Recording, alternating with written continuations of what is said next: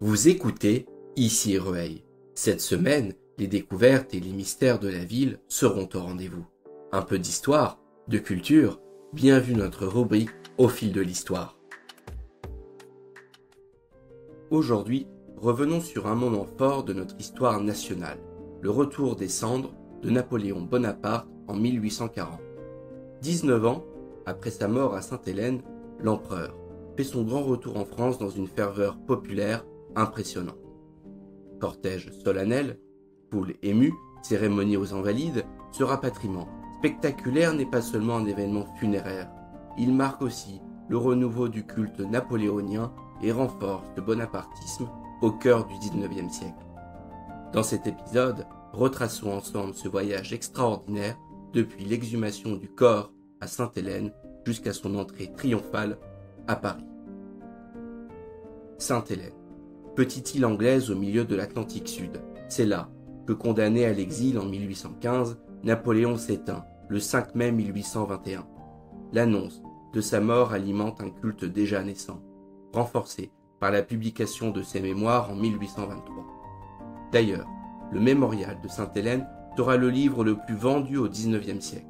S'ensuit alors une propagande qui glorifie Napoléon, tant que personnage martyr, à travers des livres, des objets, des chansons, des gravures ou encore des pièces de théâtre, jusqu'au décès le 22 juillet 1832 de l'Aiglon, le fils héritier de l'empereur. Dès lors, on ne parle plus que du retour des sangs, le rapatriement en France de la dépouille de Napoléon. Mais Louis XVIII et Charles X sont contre.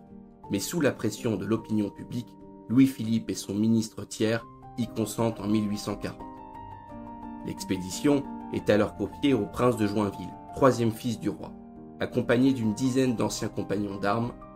Une frégate, la Belle Poule, armée de 24 canons, prend la mer, escortée de la Favorite, une corvette. Le départ a lieu le 7 juillet 1840 depuis Toulon. Après un long voyage, le 9 octobre, ils accostent à Sainte-Hélène. Là, dans une émotion solennelle, commence le pèlerinage. L'exhumation du cercueil de Napoléon a lieu dans la nuit du 14 au 15 octobre. Le corps, en état de conservation remarquable, est alors embarqué dès le lendemain sur le Normandie, petit vapeur chargé de remonter la Seine. À chaque étape, c'est l'effervescence.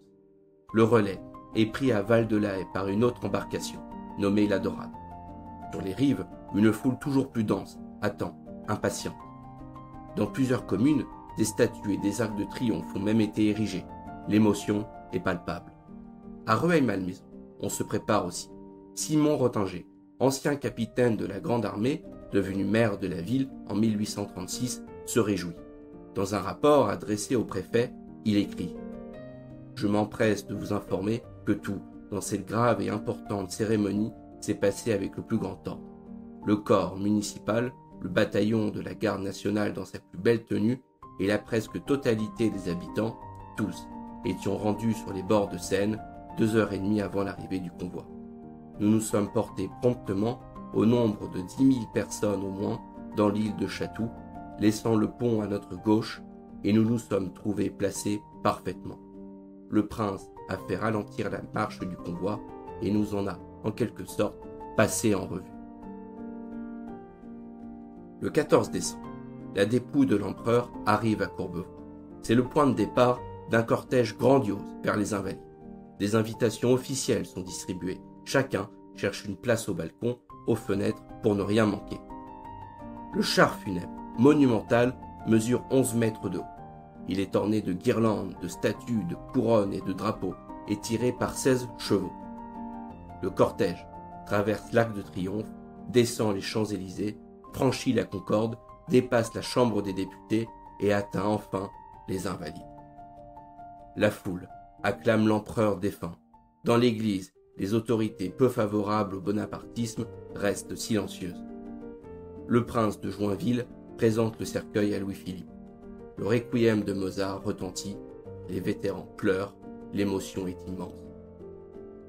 Les jours suivants, 1,5 million de personnes défilent aux Invalides pour se recueillir devant le cercueil de l'empereur. Le tombeau, lui, ne sera achevé qu'en 1861, mais le vœu de Napoléon est exaucé. reposer sur les bords de Seine au milieu de ce peuple français qu'il a tant aimé. C'était Maximilien sur Ici Rueil. Rendez-vous sur les plateformes d'écoute et n'oubliez pas de vous abonner. À la semaine prochaine pour un nouvel épisode.